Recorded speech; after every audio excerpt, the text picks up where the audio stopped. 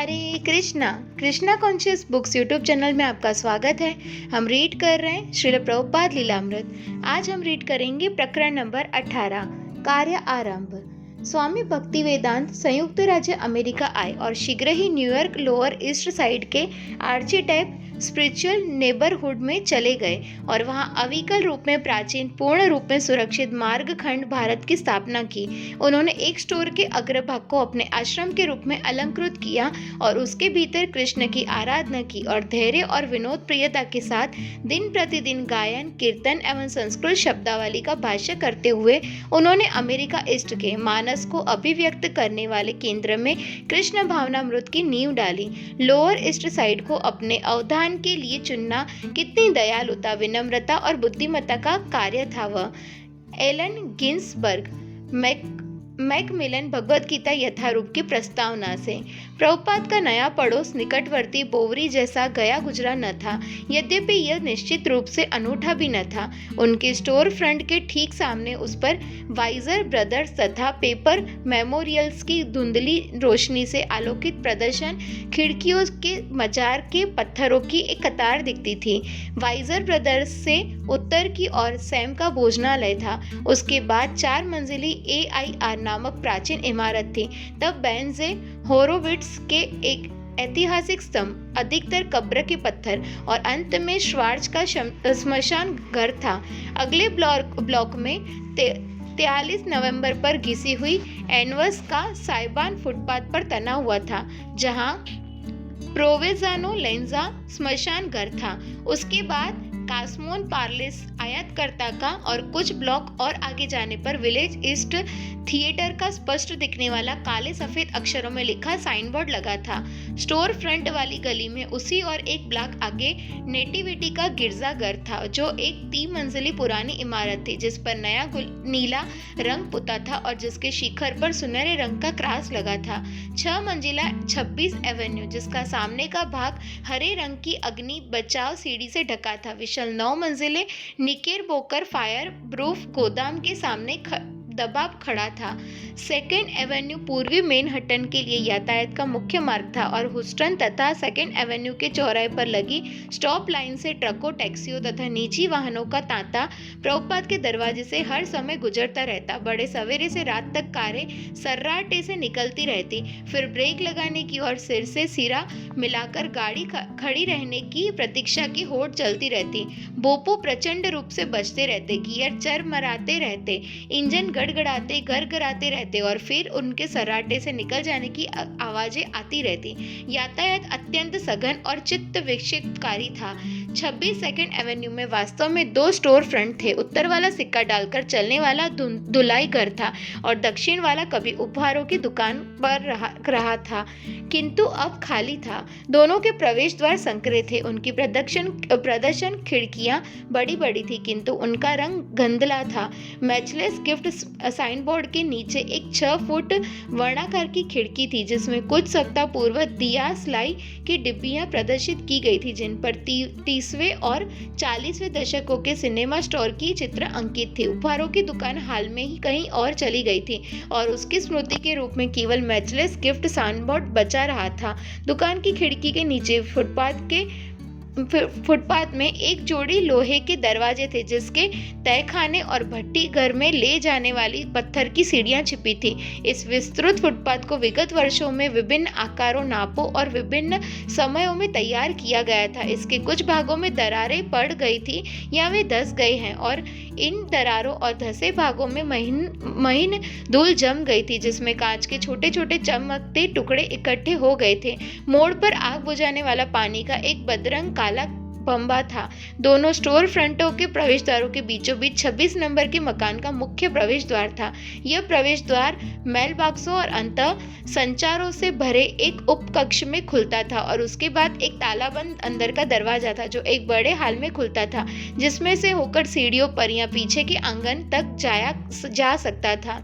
इस उपहार की दुकान की खिड़की की बाईं ओर इसका सामने का प्रवेश द्वार था, जो काली लकड़ी का बना था और जिसमें आदम कदम कद शीशा लगा था। यह दरवाजा लंबे संकरे स्टोर फ्रंट में खुलता था जो अब बिल्कुल वीरान था। भीतर दरवाजे की ठीक दाई और एक चबूतरा था जो प्रदर्शन खिड़की के नीचे तक फैला था और बैठने के लिए बिल्कुल उपयुक्त ऊंचाई पर था। वीरान अंधेरे कमरे के दूसरे सिरे पर दो जंगलदार धुंधले शीशे की खिड़कियां थी जो आंगन में खुलती थी।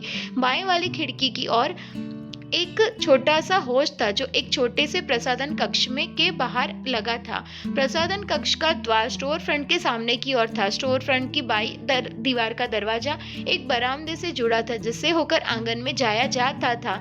आंगन कंक्रीट निर्मित ज्यामितिक टुकड़ों से गढ़ा था और उसकी चारों ओर झाड़ियों के उद्यान और ऊंचे वृक्ष थे जिसमें एक पिकनिक मेज, एक सीमेंट निर्मित चिड़ियों का स्नानागार था और खंबे पर बना एक चिड़ियाघर था और बीचों बीच झाड़ियों के दो बगीचे थे। आंगन के उत्तर और दक्षिण में ऊंची दीवारें थी और उसके सामने और पीछे दो खोलियां थी।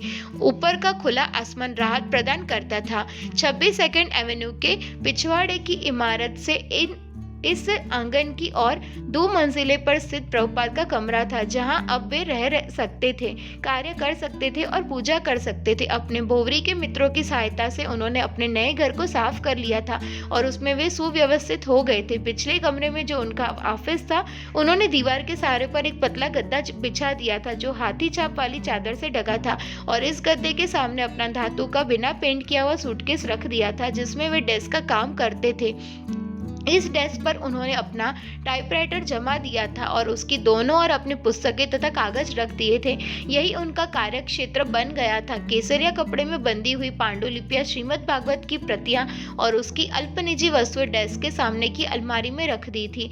अपने आसन से लगी दीवार पर उन्होंने भगवान कृष्ण के चित्र से अंकित एक भारतीय कैलेंडर रखा था। चित्र में युवक कृष्ण वंशी बजा रहे थे और उसके ठीक पीछे एक गाय खड़ी थी। भगवान कृष्ण पृथ्वी लोक पर खड़े थे जो उनके पैरों के नीचे एक छोटी पहाड़ी के मुड़े हुए शीर्ष भाग की तरह दिख रहा था।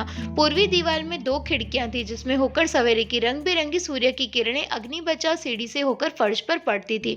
दूसरे कमरे में एक सुंदर काफी की मेज के अतिरिक्त और कुछ नहीं था। प्रभुपाद ने इसे अपनी वेदिका बना दिया। इस पर उन्होंने महाप्रभु चैतन्य और उनके पार्षदों का मड़ा हुआ चित्र स्थापित किया।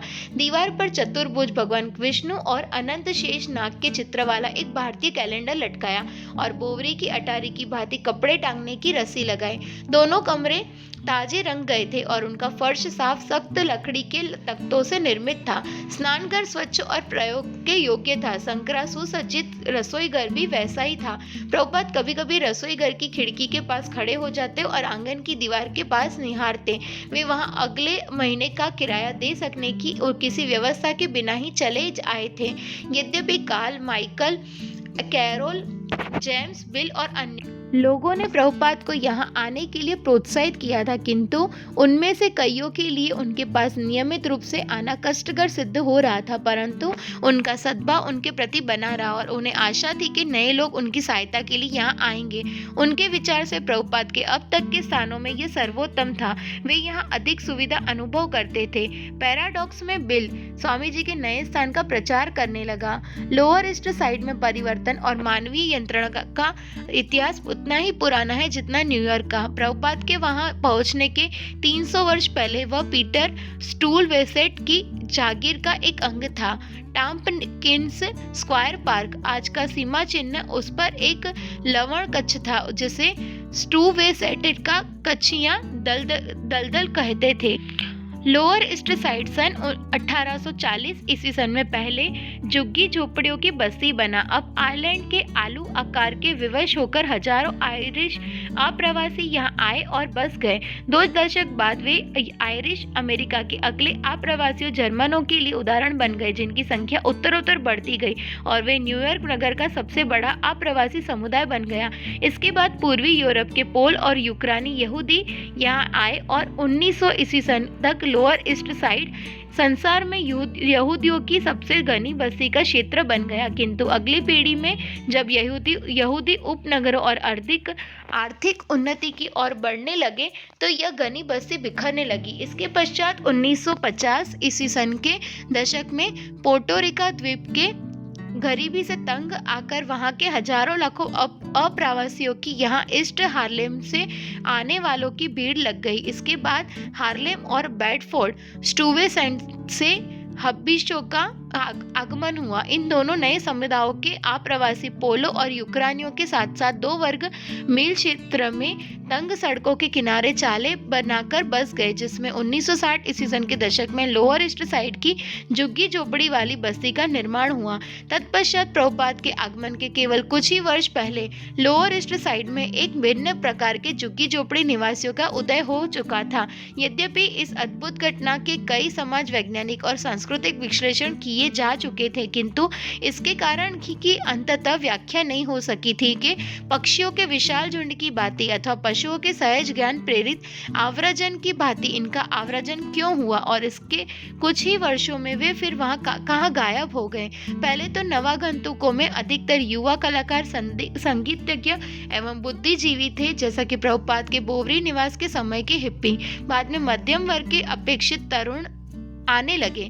चूंकि निकटवर्ती ग्रीनविच कॉलेज की अपेक्षा यहाँ रहने का स्थान अधिक था और किराया कम था, इसलिए लोअर ईस्ट साइड में उनका जमघट होने लगा।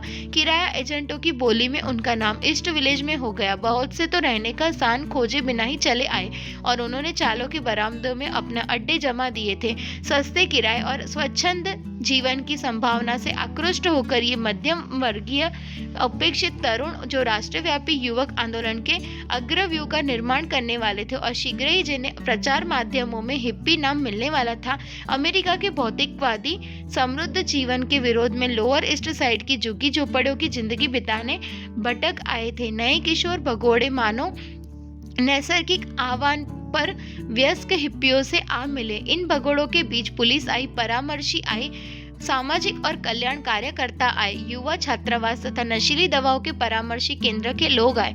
सेंट मार्क प्लस में नया हिप्पी व्यावसायिक केंद्र खुल गया, जहां पोस्टरों, रिकॉर्डों आदि की दुकानें, कला विथियां और पुस्तक भंडार स्थापित हो गए, जिनमें सिगरेट के कागजों से लेकर हिप्पियों के कपड़े एवं आध्यात्मिक प्रकाश तक सब कुछ मिल सकता था। हिप्पी लोग लोअर ईस्ट साइड की यात्रा अपने पूर्ववर्ती आप्रवासियों के समान इस पूर्ण विश्वास के साथ करते थे कि यही उनके रहने का उपयुक्त स्थान है। अन्य युग के यूरोपीय आप्रवासियों के लिए न्यूयॉर्क की बंदरगाह समृद्धि तथा अवतार का प्रवेश द्वार था, क्योंकि उनकी दृष्टि अंततः मैनहट्टन के क्षितिज और स्टैच्यू ऑफ लिबर्टी, स्वतंत्रता की मूर्ति पर लगी रहती थी। अब 1966 ईस्वी सन में अमेरिकी युवक अपनी अपनी आशाएं लेकर यहाँ जमघट लगा रहे थे और अपनी नव प्राप्त गुह्य भूमि लोअर ईस्ट साइड झुग्गी झोपड़े वाले प्रदेश पर दृष्टि गड़ाए थे।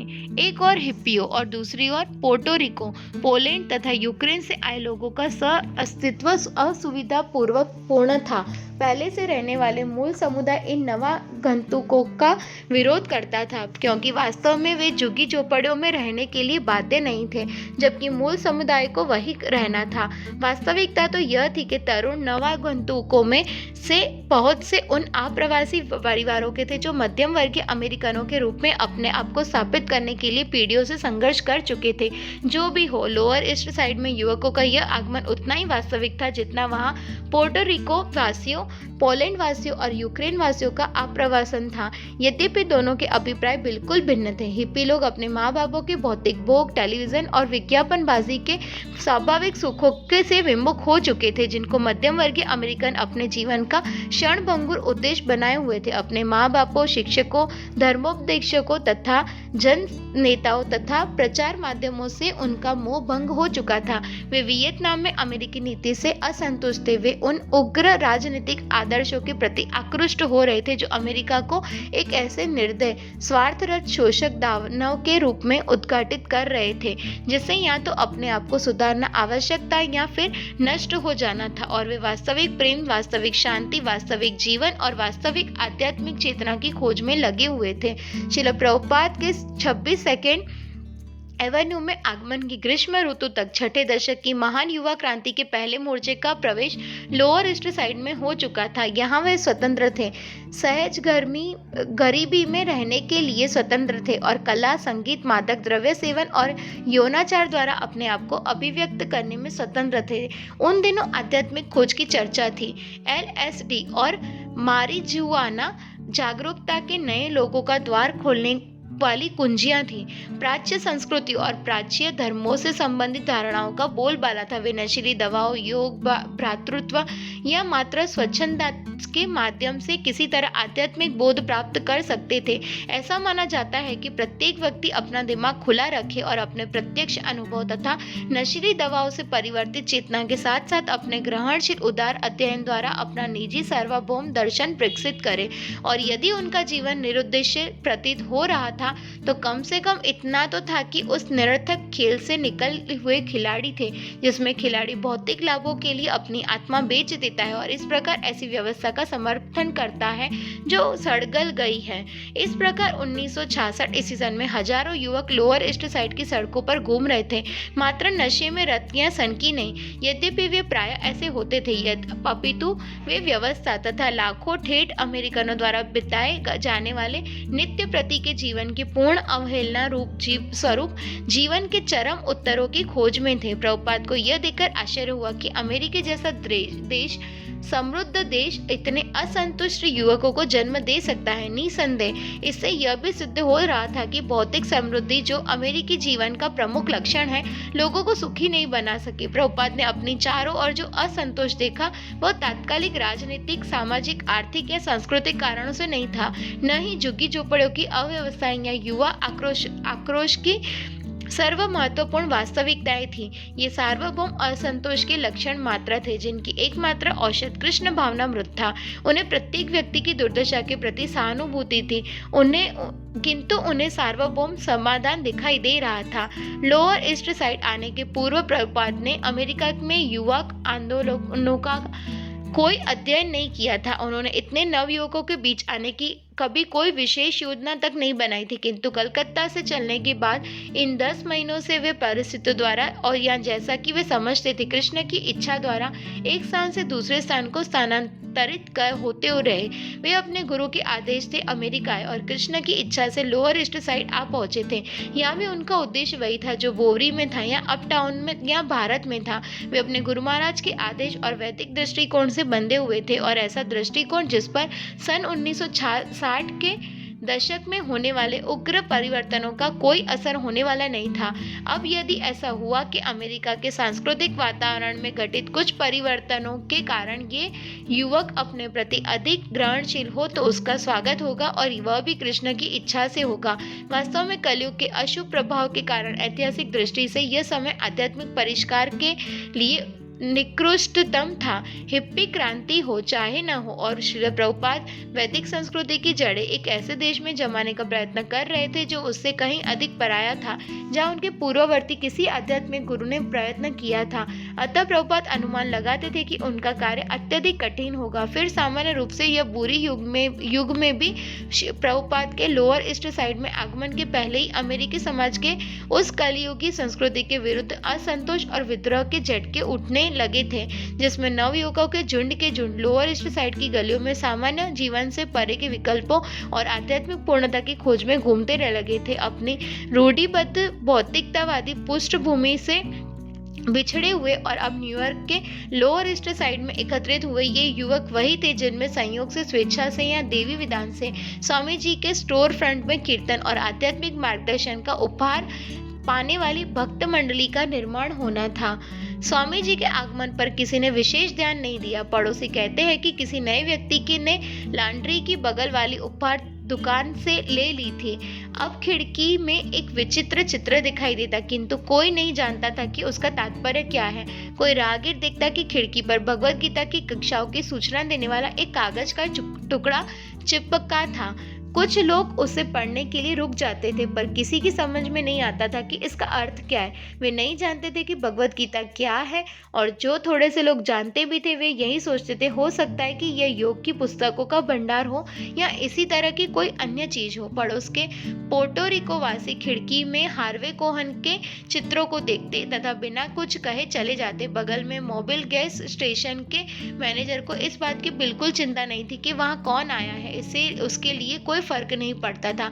सड़क की दूसरी ओर कब्र के पत्थर विक्रेताओं और ठेकेदारों को भी परवाह नहीं थी और वे उधर से गुजरने वाली असंख्य कारों और ट्रकों के ड्राइवरों के लिए तो स्वामी जी के स्थान का अस्तित्व ही नहीं था।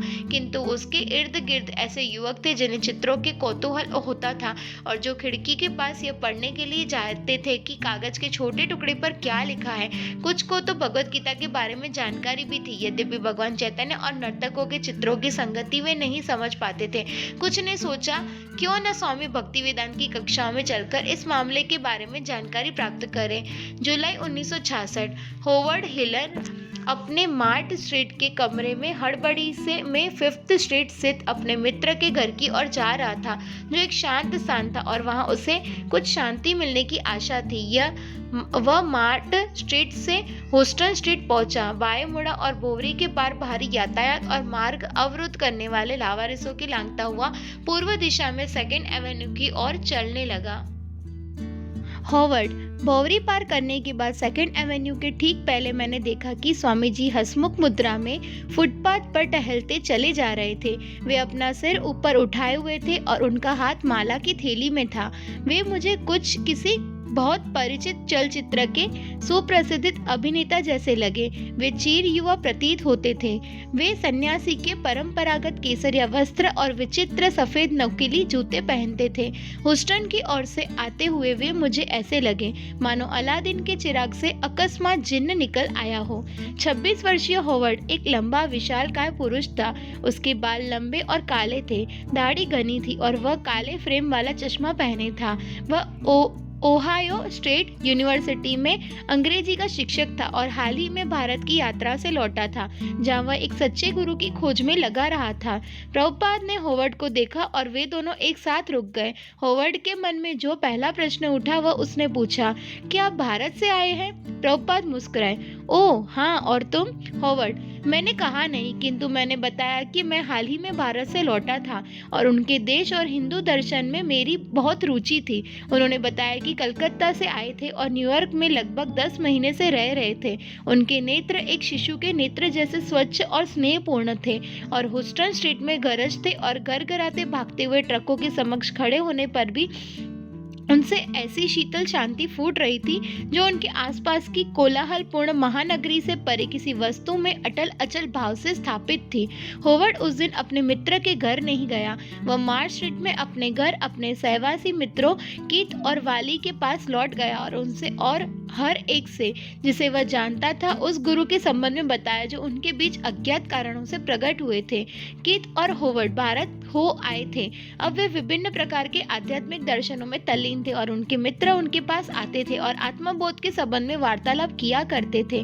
18 वर्षीय चक बार्नेट उनके यहाँ नियमित रूप से आता था। चक, अटारी का दरवाजा ज्यों ही खुलता कि हजारों तिल चट्टे यानी कॉकरोच लकड़ी में घुसकर गायब हो जाते। उनसे इतनी गंध निकलती कि आदमी गिर पड़े। इसलिए कीथ उस स्थान की सफाई करने और कुछ लोगों को वहां से निकालने का प्रयास कर रहा था। वैली, कीथ, हॉवर्ड और कुछ अन्य लोग मिलकर किराया दे रहे थे। किसी विकल्प के अभाव में वे अपने आध्यात्मिक जीवन की समृद्धि के लिए LSD का उपयोग कर रहे थे। वास्तव में हम सभी ध्यान में सहायता के रूप में नशीली दवाओं का उपयोग कर रहे थे। जो भी हो, वैली, हॉवर्ड और कीथ किसी सिद्ध आध्यात्मिक गुरु की खोज में थे, जैसा कि हम सब थे। हॉवर्ड को अपनी आध्यात्मिक खोज का पूर्वी दर्शन और धर्म पर पुस्तकें पढ़ने, बहुत सी धूप एवं मोमबत्तियां जलाने तथा ध्यान में सहायता के लिए गांजा, पियोट और LSD के उपयोग का स्मरण था। वास्तव में ध्यान की अपेक्षा नशीली दवाओं का नशा अधिक था। ध्यान तो हमारी उत्तेजित अवस्था को हमारी पढ़ाई से संबंधित करने का शिष्ट नाम मात्र था। 19 वर्ष कीथ, जो दक्षिण के एक बैप्टिस्ट पादरी का लड़का था, कोलंबिया विश्वविद्यालय में इतिहास विषय में PhD का छात्र था। वह दक्षिणी संयुक्त राज्य में पुनरुत्थानवाद का विकास विषय पर अपना शोध प्रबंध लिख रहा था। पुराने डेनिम की पतलून, चप्पलें और टी-शर्ट पहने हुए वह मार्च स्ट्रीट की मंडली का गुरु जैसा लगता था। वैली अपने तीसरे दशक में था। वह फटे पुराने कपड़े पहने, दाढ़ी रखे हुए, प्रबुद्ध एवं बौद्ध साहित्य में सुशिक्षित था। वह सेना में रेडियो इंजीनियर रह चुका था और अपने कक्ष सहवासियों की तरह इस समय बेकार था। वह एलन वॉट्स, हरमन हेस और अन्य लेखकों की कृतियों का अध्ययन कर रहा था, आत्मबोध के विषय में बातें करता था और एलएसडी का सेवन करता था। भारत में होवर्ड और कीथ हरिद्वार, ऋषिकेश, बनारस एवं अन्य पवित्र नगर देख आए थे। वे भारतीय मंदिरों के दर्शन कर चुके थे, भांग का स्वाद जान चुके थे और पेचिश के शिकार रह चुके थे। एक दिन शाम को कलकत्ता में उन्होंने साधुओं का एक समुदाय देखा जो मंजीरे बजाता हुआ हरे कृष्ण मंत्र का कीर्तन कर रहा था। अनेक पाश्चात्य निवासियों की भांति होवर्ड और कीथ के लिए भी भारतीय दर्शन का सार शंकर का निर्गुण अद्वैतवाद था, जिसके अनुसार निर्गुण ब्रह्म के अतिरिक्त शेष सब कुछ मिथ्या है। उन्होंने ऐसे ग्रंथ खरीदे थे जिसमें लिखा था, आप अपनी श्रद्धा भक्ति जिस प्रकार भी व्यक्त करें वही प्रामाणिक आध्यात्मिक मार्ग है। अब तीनों कक्ष सहवासी होवर्ड, कीथ और वैली विभिन्न दर्शनों को मिलाकर अपना निजी मिश्रण तैयार करने लगे। होवर्ड हिटमैन, एम्सर, यूथो या ब्लैक से कुछ अंश मिलाता, कीथ बाइबल के कुछ संदर्भों को प्रस्तुत करता और वैली बौद्ध ज्ञान से कुछ अंश उसमें मिला देता, और वे सब टिमोथी लेरी, थॉमस ए केम्पिस और अन्य लेखकों के विषय में बातें करते रहते। उनका यह निजी दर्शन उस समय नए सिरे से पुनर्मूल्यांकन का विषय बन जाता जब उनमें से किसी को एलएसडी के प्रभाव में कई नई ब्रह्मांडीय अंतर्दृष्टि की अनुभूति होती।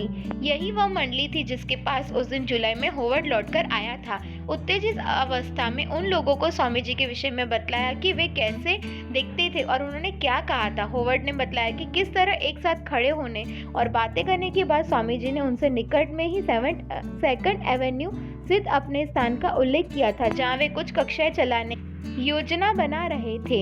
होवर्ड, मैं उनके साथ कोने तक गया। उन्होंने फर्स्ट एंड और सेकेंड स्ट्रीट के बीच एक छोटी स्टोर फ्रंट इमारत की ओर संकेत किया जो मोबिल स्टेशन की बगल में थी।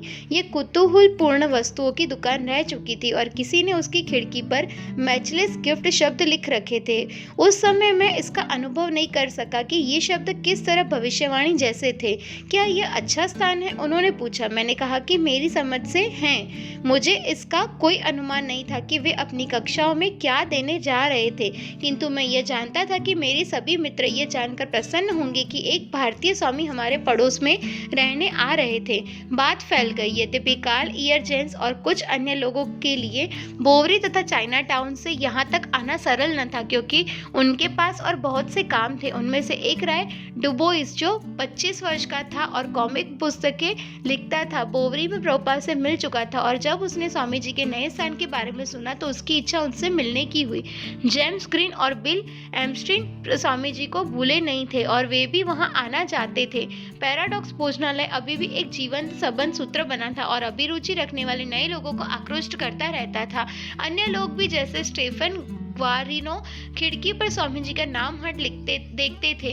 स्टीव की अवस्था 26 वर्ष की थी। वह नगर के कल्याण विभाग में काम करता था। एक दिन जब दोपहर के भोजन के अवकाश में वह 5th स्ट्रीट एवं 2nd एवेन्यू पर स्थित कल्याण कार्यालय से घर जा रहा था तो उसने खिड़की पर लगा स्वामी जी का नाम पट्ट देखा। वह उन दिनों गीतों का एक सस्ता संस्करण पढ़ रहा था और उसने मन में निश्चय किया कि वह स्वामी जी की कक्षा में जाएगा। उस दिन होवर्ड ने भी, जब वह स्टोर फ्रंट के सामने स्वामी जी के साथ खड़ा था, खिड़की पर लगी उनकी छोटी नाम पट्टिका देख ली थी।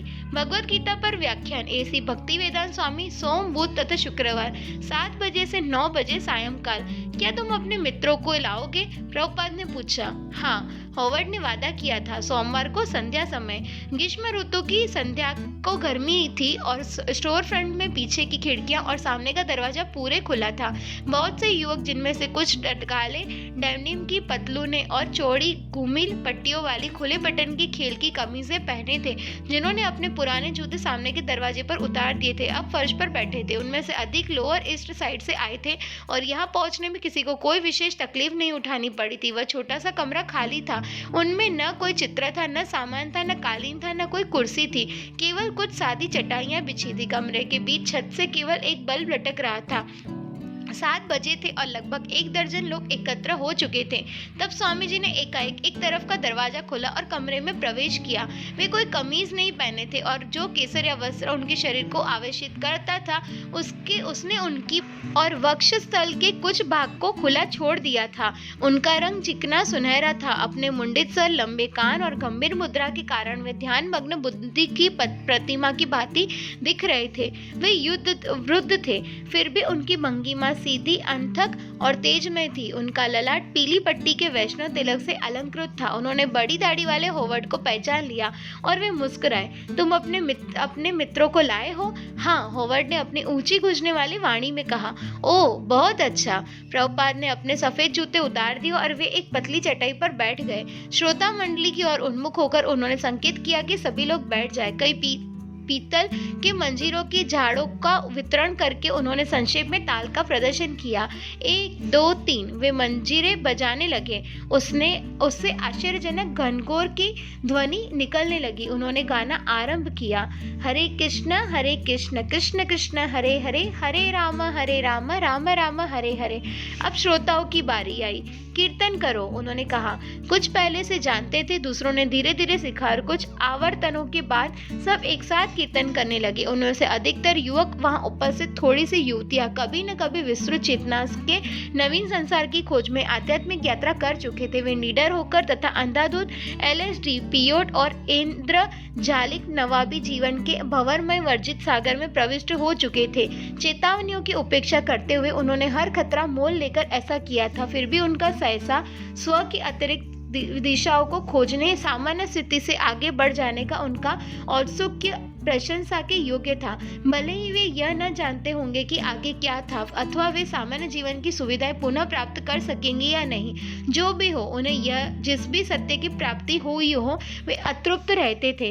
वे जिस भी संसार में पहुंचे हो, ये युवा आध्यात्मिक यात्री बार बार लोअर ईस्ट साइड को लौटते रहते थे।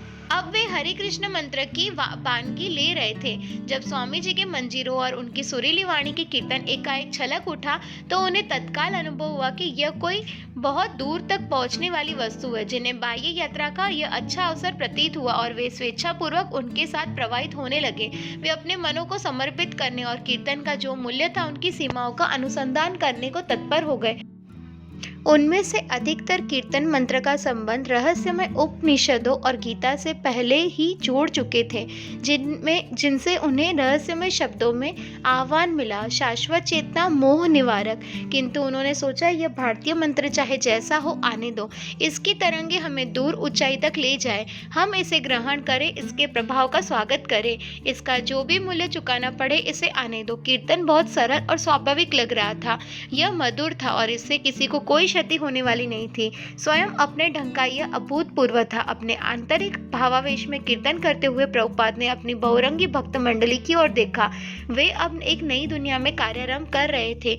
मंजीरों की ध्वनि के साथ हरे कृष्ण मंत्र का स्वर अनुदेशन और अनुगमन के आधार पर बढ़ता गया, जिससे वह संध्या परिपूत हो गई। कुछ पड़ोसी नाराज हुए। पोटोरिक बच्चे मुग्ध होकर दरवाजे और खिड़की पर इकट्ठे होकर झांकने लगे। गोधूली बेला का आगमन हुआ।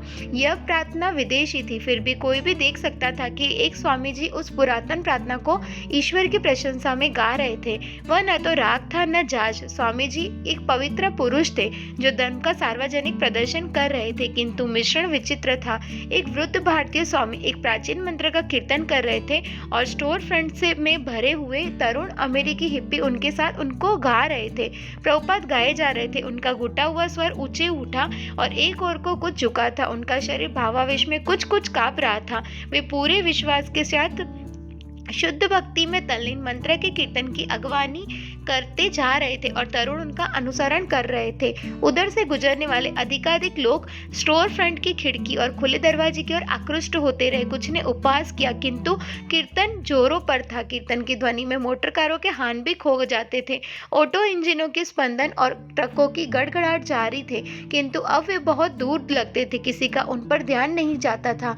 खाली कमरे में बिजली के धुंधले प्रकाश के नीचे एक जन समुदाय अपने नेता का अनुसरण करता हुआ कीर्तन कर रहा था, जो एक मंद हिचक भरे समूह गान से क्रमशः आगे बढ़ता हुआ स्वरों के लगभग सामंजस्य में बदल रहा था। वे ताली बजा रहे थे और गा रहे थे और उसके रहस्यों को जानने की आशा में उसमें सब कुछ मिलाते जा रहे थे। स्वामी जी केवल 5 मिनट का नमूने का प्रदर्शन नहीं कर रहे थे। इस समय वे उनके नेता को अज्ञात लोग के मार्गदर्शन बने थे। होवर्ड और किद का कलकत्ता में थोड़ी देर तक दास्ता पड़ा था उससे वे बेगाने ही रह गए थे। इस तरह का कीर्तन, और वह भी लोअर ईस्ट साइड के मध्य, जिसमें उनका मार्गदर्शन एक सच्चा स्वामी कर रहा हो, उनके सामने इससे पहले कभी नहीं हुआ था। उनके मनों में आध्यात्मिक आकांक्षाएं थी, वे ईश्वर का साक्षात दर्शन करेंगे, हिंदू उपदेशों में वर्णित स्वप्न चित्र और दिव्य दृश्य देखेंगे, और उनकी मान्यता थी कि वह नितांत निर्गुण प्रकाश है। प्रभुपाद का सामना इस तरह के एक समुदाय से बोवरी में हो चुका था, और वे समझ रहे थे कि यह समुदाय इस मंत्र को न तो समुचित अनुशासित सम्मान दे रहा था, न ज्ञानपूर्वक उसे ग्रहण कर रहा था, किंतु उन्होंने उसे अपने ढंग से कीर्तन करने दिया। समय के साथ आध्यात्मिक ध्वनि के प्रति उसमें समर्पण का भाव आएगा, उनकी परिशुद्धि होगी, और हरे कृष्ण मंत्र के गायन और श्रवण से उन्हें आत्मज्ञान तथा आनंद का अनुभव होगा। उन्होंने कीर्तन बंद कर दिया। कीर्तन से संसार पीछे छूट गया था, किंतु लोअर ईस्ट साइड उधर ही पुनः दौड़ पड़ा। दरवाजे पर खड़े बच्चे चहकने और हंसने लगे। कारों और ट्रकों की गड़गड़ाहट फिर सुनाई देने लगी, और पास के एक घर से आवाज आई कि शांत रहिए, 7:30 बज चुके हैं, आधा घंटा बीत गया था। अब आज हम चौथा अध्याय आरंभ करेंगे। भगवान कृष्ण अर्जुन से क्या कहते हैं। उनका व्याख्यान बहुत आरंभिक है, फिर भी अशांत युवकों के लिए वह अत्यंत दार्शनिक है। कुछ तो उसे बिल्कुल नहीं समझ सके, और स्वामी जी के प्रथम शब्द सुनते ही उद्दटता से खड़े हो जाते हैं, सामने के दरवाजे पर अपने जूते पहनते और सड़क पे लौट जाते हैं। अन्य युवक गायन बंद होते ही बाहर चले गए हैं। तब भी अब तक के समुदाय में यह उनका सर्वोत्तम समुदाय है। बोवरी की मंडली में से कुछ उपस्थित हैं। मार्ट स्ट्रीट के लड़के आए हैं और विशेष रूप से एक गुरु की तलाश में हैं। उपस्थित समुदाय में से बहुत से गीता पढ़ चुके हैं, और उसे सुनकर यह स्वीकार करने में उन्हें गर्व का अनुभव नहीं होता कि वह उनकी समझ में नहीं आई। उनके दरवाजे के बाहर यह एक अन्य गर्म और शोरगुल से भरी जुलाई की संध्या है। बच्चे गर्मी के अवकाश पर है, और वे अंधेरा होने पर सड़क में रुके हैं। पास ही एक बड़ा सा कुत्ता भौंक रहा है, भौं भौं भौं। यातायात से निरंतर शोर हो रहा है। खिड़की के ठीक बाहर छोटी लड़कियां चीख रही है। इन सब के कारण व्याख्या देना कठिन हो रहा है। बच्चों, यातायात और कुत्तों के उत्पन्न व्यवधान के बावजूद वे दरवाजा खुला रखना चाहते हैं। यदि वह बंद मिलता है तो वे कहते हैं, यह बंद क्यों है, लोग भीतर आ सकते हैं। वे निर्भीक भाव से संस्कृत उदाहरण देते हुए अपनी श्रोता मंडली को बांधे हुए और अपने अत्यावश्यक संदेश को समझाते हुए आगे बढ़ते जाते हैं, जबकि निरंतर भौं भौं भौं की कर्कश ध्वनि उनके प्रत्येक शब्द से स्पर्धा करती रहती है। स्पेन के चुड़ैलों की तरह ई या की ध्वनि में चीखती हुई लड़कियां सारे ब्लॉक के अशांत बना देती है। दूर अपनी खिड़की से एक व्यक्ति चिल्लाता है, यहाँ से भाग जाओ, यहाँ से भाग जाओ। प्रभुपाद, उनसे कहो कि शोर न करें। राय, मंदिर में बैठे लड़कों में से एक, वह व्यक्ति अब बच्चों को भगा रहा है। प्रभुपाद, हाँ, ये बच्चे व्यवधान उत्पन्न कर रहे हैं, उनसे कहो। राय, हाँ, वह व्यक्ति उन्हें अभी यहाँ से भगा रहा है। प्रभुपाद, वे शोर कर रहे हैं। राय, हाँ, वह उन्हें अब भगा रहा है। वह व्यक्ति बच्चों को दूर भगा देता है, किंतु वे फिर लौट आते हैं। आप बच्चों को सड़क से हटा नहीं सकते, वे नहीं वहीं रहते हैं, और उस बड़े कुत्ते का भौंकना कभी बंद नहीं होता। और कारों को कौन बंद कर सकता है? कारें तो यहाँ वहाँ हर समय होती है। प्रभुपाद, कारों का प्रयोग एक उदाहरण देने के लिए करते हैं। जब 2nd एवेन्यू पर कोई कार क्षण भर के लिए हमारी दृष्टि में आती है, तो निश्चय ही हम यह नहीं सोचते कि हमारे देखने के पहले उसका अस्तित्व नहीं था, या हमारी दृष्टि से ओझल होते ही उसके अस्तित्व की समाप्ति हो जाएगी। उसी तरह जब कृष्ण इस लोक से दूसरे लोक को चले जाते हैं, तो इसका यह तात्पर्य नहीं है कि अब उनका अस्तित्व नहीं रह गया। यद्यपि ऐसा प्रतीत हो सकता है, वास्तव में वे केवल हमारी दृष्टि से बाहर गए हैं। कृष्ण और उनके अवतार इस भौतिक सृष्टि के असंख्य ब्रह्मांडों के अनंत लोकों में निरंतर प्रकट तथा अंतर्ध्यान होते रहते हैं। प्रभुपाद के एक एक शब्द बोलने के बीच शोर करती हुई कारें हमेशा भागती रहती हैं। दरवाजा खुला है और वे कार्बन मोनोऑक्साइड, अल्फाट, गड़गड़ाते टायरों और निरंतर यातायात की लहरों की नदी के तट पर आसीन है। वे वृंदावन में यमुना के किनारों से बहुत दूर चले आए हैं। यहाँ युगों से महान ऋषि और मुनि कृष्ण भावनामृत की चर्चा करने के लिए एकत्र होते रहते हैं, किंतु उनके श्रोता इस दृश्य के माध्यम यहाँ रहते हैं। इसलिए वे 2nd एवेन्यू के यातायात रूपी उमड़ती नदी के तट पर चीर नवीन संदेश का उद्घोष करने वहाँ आए हैं। वे अभी भी उसी बिंदु पर बल दे रहे हैं। आप कृष्ण भावना भावित होकर जो कुछ करते हैं, वह कितना भी कम क्यों न हो, आपके लिए अत्यंत कल्याणकारी है। अपटाउन या बोवरी की अपेक्षा वे अब और भी अधिक आग्रह के साथ अपने श्रोताओं को पूर्ण रूप से कृष्ण भावनामृत को अपनाने और भक्त बनने को आमंत्रित कर रहे हैं। वे उन्हें विश्वास दिलाते हैं अर्जुन की भांति कोई भी कृष्ण का भक्त और सखा बन सकता है। आपको जानकर आश्चर्य होगा कि भगवान चैतन्य के प्रमुख शिष्य समाज के तथाकथित पतितों में से थे। उन्होंने हरिदास ठाकुर को अपने आध्यात्मिक प्रकार के सर्वोच्च स्थान पर नियुक्त किया। यद्यपि उनका जन्म एक मुसलमान परिवार में हुआ था, इसलिए किसी ने कोई प्रतिबंध नहीं है। प्रत्येक व्यक्ति आध्यात्मिक गुरु बन सकता है, शर्त है कि वह कृष्ण विज्ञान को जानता हो। यह भगवत गीता कृष्ण विज्ञान है और यदि कोई इसे पूर्ण रूप से जानता है तो वह आध्यात्मिक गुरु बन जाता है। और हरे कृष्ण का यह दिव्य स्पंदन हमारे मन रूपी दर्पण के मैल को साफ करके हमारी सहायता करेगा। हमने अपने मन में भौतिकता की मैल जमा कर रखी है। जिस तरह सेकंड एवेन्यू में मोटर कारों के लगातार यातायात से हर वस्तु पर मैल बैठती रहती है, उसी तरह हमारे सांसारिक कार्यकलापों के हेर फेर से हमारे मनों पर भौतिकता की कुछ मैल इकट्ठी हो जाती है। इसलिए हम वस्तुओं को उनके सही परिप्रेक्ष्य में नहीं देख पाते। अतएव हरे कृष्ण कृष्ण कृष्ण हरे हरे, हरे राम राम राम हरे हरे की दिव्य ध्वनि के स्पंदन की इस प्रक्रिया से यह मैल धुल जाएगी और जो ही यह मैल साफ हो जाएगी, आप चेतन आत्मा के रूप में अपनी वास्तविक वैधानिक स्थिति को उसी तरह देख सकेंगे जैसे अपना सुंदर चेहरा स्वच्छ दर्पण में देख सकते हैं। संस्कृत भाषा में कहा गया है भव महा दावाग्नि। इसे महाप्रभु चैतन्य ने कहा था। आपने महाप्रभु चैतन्य का चित्र सामने की खिड़की में देखा है। वे नृत्य और हरे कृष्ण कीर्तन कर रहे हैं, इसलिए उसमें फर्क नहीं पड़ता कि कोई व्यक्ति पहले क्या पाप कर्म कर रहा है। हो सकता है कि कोई व्यक्ति शुरू में पूर्ण न हो, किंतु यदि वह सेवा करने लगता है तो वह शुद्ध बन जाएगा। एकाएक बोवरी का एक लावारिस सीटी बजाता और शराबी जैसा चिल्लाता हुआ प्रवेश करता है। श्रोता मंडली बैठी रहती है, उनकी समझ में नहीं आता कि क्या करे। शराबी: आप कैसे हैं? मैं अभी लौट आऊंगा, मैं एक दूसरी चीज लाया हूँ। प्रभुपाद: गड़बड़ी मत करो, बैठ जाओ, हम गंभीर चर्चा कर रहे हैं। शराबी: मैं उसे वहाँ रख दूंगा, एक गिरजाघर है, ठीक है ना? मैं तुरंत लौट जाऊंगा। वह व्यक्ति सफेद बालों, छोटी भूरी दाढ़ी वाला है। उसके कपड़े मैले कुचेले हैं, उसकी गंध सारे मंदिर में फैल जाती है, किंतु वह अचानक झुककर दरवाजे से बाहर निकल जाता है और गायब हो जाता है। भक्ति वेदांत किंचित मुस्कुराते हैं और फिर तुरंत अपना व्याख्यान आरंभ कर देते हैं। अतएव इससे कोई फर्क नहीं पड़ता कि कोई व्यक्ति पहले क्या कर रहा है। यदि वह कृष्ण भावनामृत में प्रवृत्त होता है, हरे कृष्ण का कीर्तन और भगवत गीता का अध्ययन करता है, तो यह समझना चाहिए कि वह संत है। वह संत स्वभाव पुरुष है।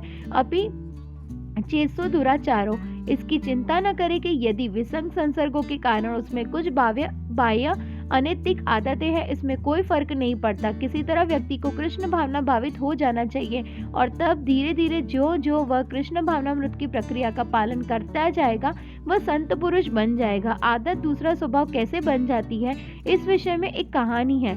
एक चोर था और वह कुछ मित्रों के साथ तीर्थ यात्रा पर गया। जब रात में अन्य सब सो रहे थे, तो क्योंकि उसका स्वभाव रात में चोरी करने का था, वह उठा और किसी का सामान चुराने लगा। किंतु तब उसे विचार आया, ओह, मैं तीर्थ यात्रा के लिए इस पवित्र स्थान में आया हूँ, तो भी आदतवश मैं चोरी कर रहा हूँ। नहीं, मैं ऐसा नहीं करूँगा। इसलिए उसने एक का थैला उठाया और उसे दूसरे के स्थान पर रख दिया और रात भर वह यात्रियों के थैले एक स्थान से दूसरे स्थान पर रखता गया। किंतु विवेकवश, क्योंकि वह तीर्थ यात्रा पर था, उसने सचमुच किसी की कोई चीज नहीं ली। इसलिए जब लोग सवेरे उठे और उन्होंने चारों ओर देखा, तो वे बोले, मेरा थैला कहाँ है? मुझे दिखाई नहीं देता। और दूसरे आदमी ने कहा, मुझे मेरा थैला दिखाई नहीं देता। तब एक ने कहा, ओह, आपका थैला वहाँ है। इस तरह वहाँ कुछ वाद विवाद हुआ। उन्होंने सोचा, मामला क्या है, ये सब कैसे हुआ? तब चोर उठा और उसने सभी मित्रों को बताया, प्रिय सज्जनों, मैं व्यवसाय से चोर हूँ और चूंकि मेरी आदत रात में चोरी करने की है, इसलिए मैं अपने आप को रोक नहीं सका।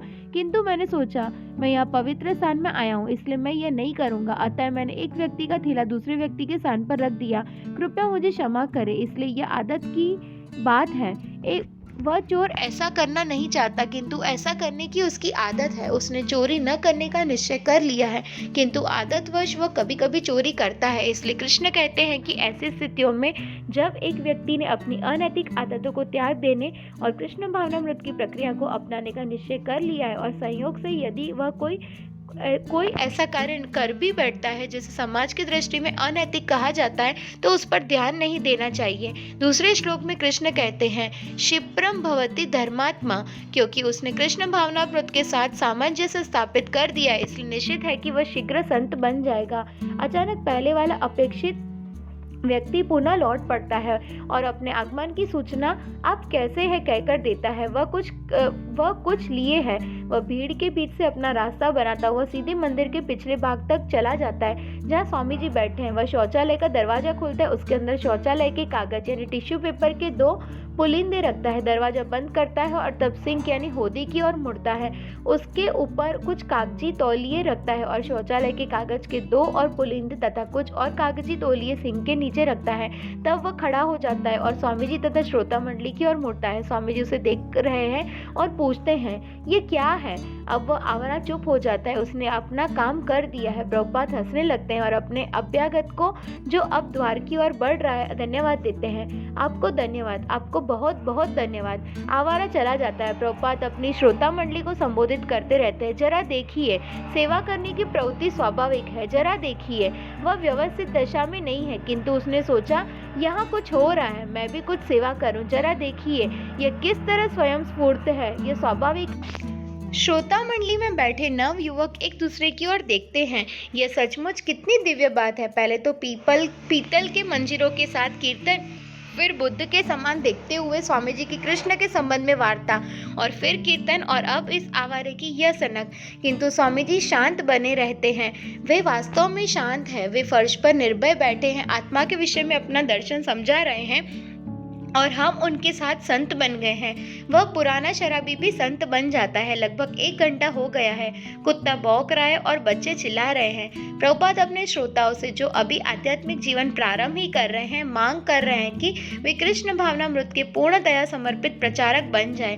भगवत गीता में आप पाएंगे कि जो कोई भी भगवत गीता के संदेश का संसार के लोगों में प्रचार करता है, वह कृष्ण का परम प्रिय भक्त बन जाता है। इसलिए हम लोगों को यह कर्तव्य है कि हम इसे भगवत गीता के सिद्धांतों का लोगों को कृष्ण भावना भावित बनाने के लिए प्रचार करें। प्रभुपाद उन्हें यह बताने की प्रतीक्षा नहीं कर सकते, भले ही वे तैयार न हो। यह कार्य अत्यंत महत्वपूर्ण है। संसार को कृष्ण भावनामृत के प्रचारकों की आवश्यकता है। कृष्ण भावनामृत के अभाव में जो लोग दुख भोग रहे हैं, इसलिए सारे संसार के लाभ के लिए हम में से प्रत्येक को कृष्ण भावनामृत के प्रचार कार्य में लग जाना चाहिए। चैतन्य महाप्रभु ने, जिनका चित्र हमारे स्टोर के सामने लगा है, कृष्ण भावनामृत के दर्शन का प्रचार बहुत अच्छी तरह किया है। महाप्रभु कहते हैं तुम सब मेरा आदेश मानो और आध्यात्मिक गुरु बन जाओ। महाप्रभु चैतन्य का आदेश है कि तुम प्रत्येक देश में जाओ और कृष्ण भावनामृत का प्रचार करो। इसलिए यदि हम भगवत गीता यथारूप के प्रचार का कार्य बिना व्याख्या के और बिना किसी सांसारिक प्रयोजन के आरंभ करते हैं, तो कृष्ण का कथन है कि वह पूरा होगा। सांसारिक कार्यकलाप के प्रति हम में से कोई आकर्षण नहीं होना चाहिए, अन्यथा हम कृष्ण को प्राप्त नहीं कर सकते। किंतु इसका तात्पर्य यह नहीं है कि हम संसार के लोगों के प्रति विरोधी भाव रखें। नहीं, हमारा कर्तव्य है कि हम उन्हें यह सर्वोच्च शिक्षा दें कि कृष्ण भावना भावित बनो। और श्रोता मंडली में से एक युवक ऐसा है जो अपने आप को नियंत्रण में नहीं रख सकता और अपना असंबद्ध भाषण करने लगता है। प्रभुपाद, नहीं, तुम अभी बाधा नहीं डाल सकते। युवक खड़ा होकर, अब जरा 1 मिनट रुको। भले आदमी। अन्य लोग उसे शांत करने की कोशिश करते हैं और झगड़ा होने लगता है। प्रभुपाद, नहीं नहीं नहीं नहीं, अभी नहीं, नहीं नहीं, तुम अभी नहीं पूछ सकते। युवक, ठीक, मैं कुछ बोलना चाहता हूँ। प्रभुपाद, नहीं, तुम अभी नहीं पूछ सकते। युवक, किंतु 1 मिनट ठहरो। भले आदमी, ठहरो। प्रभुपाद, तुम अभी हस्तक्षेप क्यों करना चाहते हो? प्रश्नोत्तर के लिए हमारा समय निश्चित है। श्रोता मंडली के अन्य लोग, उसे पूछ लेने दो। हाँ, उसे बोलने दो। युवक के समर्थक उसके बोलने के अधिकार का समर्थन करते हैं, जबकि अन्य लोग उसे चुप रहने का प्रयत्न करते हैं। दूसरा व्यक्ति, मुझे एक प्रश्न पूछना है, कृपा करें। आप किसी व्यक्ति से कब तक आशा करते हैं कि या उसे अनुमति देते हैं कि वह बिना किसी प्रकार के विचार के रहे? कब तक? प्रभुपाद, मैंने अपनी बात पूरी नहीं की है। बात पूरी हो जाने पर हम प्रश्नोत्तर का समय देंगे। लोग झगड़ते रहते हैं। ठीक है, मुझे प्रसन्नता है कि आप प्रश्न पूछने को उत्सुक है, किंतु प्रतीक्षा कीजिए, थोड़ा धैर्य रखिए, क्योंकि अभी हमारी बात पूरी नहीं हुई है। जो ही मैं अपनी बात पूरी कर लेता हूँ, 5 मिनट में, 10 मिनट में मैं आपका प्रश्नों के उत्तर दूंगा। अधीर मत बनिए, बैठ जाइए। श्रोता मंडली शांत हो जाती है और प्रभुपाद अपना भाषण जारी रखते हैं। 5 मिनट के बाद प्रभुपाद, ठीक, बहुत ठीक, ये महाशय अधीर हो रहे हैं, हम यहीं रुकते हैं। अब बताइए, आपका प्रश्न क्या है महोदय? युवक, व्यावहारिक दृष्टि से हमारी प्रवृत्ति उन चीजों पर बल देने की है जिन्हें हम उसी तथ्य के साथ पहचानते हैं। बहुत से लोग ऐसे होते हैं जो क्यों और कहां से आदि भौतिक सत्य की व्याख्या करते हैं कि मैं सोचता हूँ इसलिए मैं हूँ। प्रभुपाद, आपका विशेष प्रश्न क्या है? युवक, मेरे पास उस प्रश्न का उत्तर नहीं है, किंतु मैं प्रयत्न करता हूँ। मैं जीवित हूँ, मैं सांस लेता हूँ। हाँ। प्रभुपाद, हाँ। युवक, अब बताइए कि क्यों मेरा सरोकार इस वस्तु से नहीं है? क्या मैं इसे क्यों और कहां से बारे में जान सकता हूँ? प्रभुपाद, वह ठीक है। युवक, मुझे आपको समझने में कठिनाई है, मुझे अपनी बात कहने में कठिनाई है। प्रभुपाद, जब तक हम इस भौतिक जगत में रहेंगे तब तक अनेक समस्याएं बनी रहेगी। युवक, नहीं, बहुत समस्या नहीं है, बहुत समस्या की बात नहीं है, यह सबसे बड़ी वास्तविकता है, मेरे पास है, मैं जानता हूँ। प्रभुपाद, ठीक। युवक, मैं अपने विशेष के विषय में क्यों और कहाँ भी जानता हूँ। प्रभुपाद, ठीक है। युवक, मैं यहाँ नहीं आया, किंतु मुझे अपनी स्थिति स्पष्ट करने दीजिए। यह आवश्यक नहीं, मुझे लगता है कि मैं सोचता हूँ कि सीखने का अंतर है। आप उसी नाम से इसे असंख्य बार प्राप्त करेंगे। हो सकता है कि हम व्यक्ति की सत्ता का सामंजस्य खोलने के लिए बहुत समय तक। प्रभुपाद, एक लड़के की ओर मुड़ते हुए, राय, क्या तुम इसके प्रश्न का उत्तर दे सकते हो? यह एक सामान्य प्रश्न है, तुम उसका उत्तर दे सकते हो? हाँ। राय असंबद्ध प्रश्नकर्ता की ओर सहानुभूतिपूर्वक उन्मुख होता है और प्रभुपाद अपनी श्रोता मंडली की संबोधित करने लगते हैं। काफी प्रश्न हो गए। उनका स्वर अब थका हुआ और उदासीन प्रतीत होता है। अब हम कीर्तन करें। और लोअर ईस्ट साइड एक बार फिर शांत हो जाता है। कीर्तन आरंभ होता है, मंजीरे बजते हैं, प्रभुपाद की सुमधुर वाणी गूंजती है, श्रोता मंडली उनका अनुसरण करती है। यह आधे घंटे तक चलता रहता है और तब रुक जाता है। अब 9 बजे हैं। श्रोता मंडली स्वामी जी के समक्ष बैठी है। तभी एक लड़का एक सेब, लकड़ी का एक छोटा पात्र और एक चाकू लाता है। अधिकतर श्रोता अभी तक बैठे और देखना चाहते हैं कि कीर्तन का क्या प्रभाव होता है, मानो वह कोई नई नशीली दवा हो। इस बीच प्रभुपाद सेब के 2 टुकड़े करते हैं, तब 4, फिर 8 और अंत में अनेक टुकड़े कर देते हैं। वे स्वयं एक टुकड़ा ले लेते हैं और किसी लड़के को पात्र के सेबों के बीच घुमाने को कहते हैं। स्वामी जी अपना सिर पीछे करते हैं और सेब के टुकड़े को उंगलियों से होठ का स्पर्श किए बिना ही सावधानी से मुंह में डाल लेते हैं। होठ बंद रखते हुए वे सबको सेब को चबाते हैं और मुंह चलाते हैं। सभा के सभी सदस्य सेब के छोटे छोटे टुकड़े को शांतिपूर्वक चबाते हैं। प्रभुपाद उठते हैं, जूते पहनते हैं और बगल के दरवाजे से बाहर चले जाते हैं। जैसे ही प्रभुपाद अपने कमरे में विश्राम करने चले गए और उनके अतिथि सामने के दरवाजे के नगर को लौट गए, डॉन और रैफल ने बत्ती बुझा दी, सामने के दरवाजे पर ताला लगा दिया और अपने कंबल लपेटकर फर्श पर सोने के लिए लेट गए। डॉन और रैफल ने जब स्वामी जी के स्थान के बारे में सुना तो उस समय उन्हें रहने के लिए जगह की आवश्यकता थी। प्रभुपाद की यह नीति थी कि यदि किसी लड़के में उनका शिष्य बनने की तनिक भी रुचि हो, वह उनके स्टोर फ्रंट को अपना घर बनाकर उसमें रह सकता था। अलबत्ता प्रभुपाद उनसे किराया और खाने का खर्च देने को कहते, किंतु यदि डॉन और रैफल के समान उनमें से किसी के पास पैसे न होते तब भी ठीक ही था। शर्त यह थी कि उन्हें अन्य तरीकों से सहायता करनी चाहिए। डॉन और रैफल पहले से 2 लड़के थे जिन्होंने प्रभुपाद की इस नीति का लाभ उठाया। वे स्वामी जी और कीर्तन की ओर आकृष्ट हुए थे, किंतु वे उनके दर्शक या भक्तिपूर्ण जीवन के नियमों के बारे में गंभीर नहीं थे। उनके पास न पैसे थे न कोई रोजगार। उनके बाल बड़े हुए और अस्त व्यस्त थे और एक ही कपड़े में वे कई दिनों तक लगातार रहते और सोते थे। प्रभुपाद ने शर्त रखी कि कम से कम जितने दिन वे उनके साथ घर में थे, नशीली दवाओं के सेवन, अवैध यौनाचार और मांसाहार, द्रुत क्रिया आदि से संबंधित उनके नियमों को भंग नहीं करेंगे। वे जानते थे कि उनके साथ रहने वाले ये दोनों लड़के दत्तचित्त विद्यार्थी नहीं थे, किंतु उन्होंने उन्हें आशा में रहने दिया कि धीरे धीरे वह मन लगाने लगेंगे।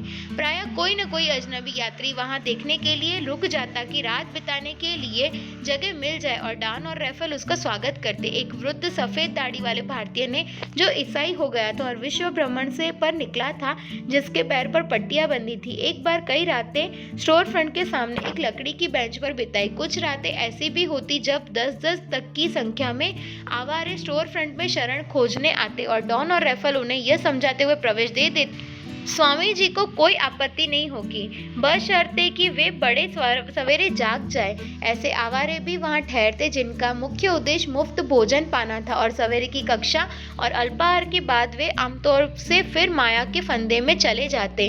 डॉन और रैफल स्वामी जी के स्थायी सहवासी थे, यद्यपि वे भी दिन में बाहर चले जाते थे और केवल खाने, सोने और शाम के कीर्तन के लिए लौटते थे। वे कभी कभी स्नान करते थे और तब वे स्वामी जी के घर के स्नानागृह का उपयोग करते थे। कभी कभी वे स्टोर फ्रंट में पूरा दिन बिता देते थे और यदि कोई वहां रुककर स्वामी जी की कक्षाओं के बारे में पूछता तो वे जो कुछ जानते थे, जो अधिक नहीं था, उसे बता देते। वे स्वीकार करते थे कि स्वामी जी का दर्शन उनकी समझ में नहीं आता था। उनके अनुयायी होने का दावा वे नहीं करते थे।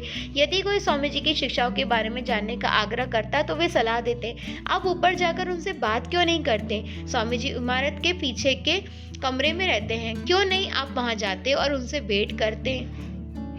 हरे कृष्णा। तो नेक्स्ट पार्ट में हम अपना ये चैप्टर फिर से कंटिन्यू करेंगे। तब तक के लिए वांछा कल्पतरुभ्यश्च कृपा सिंधुभ्य एव च पतितानां पावनेभ्यो वैष्णवेभ्यो नमो नमः। श्रील प्रभुपाद की जय।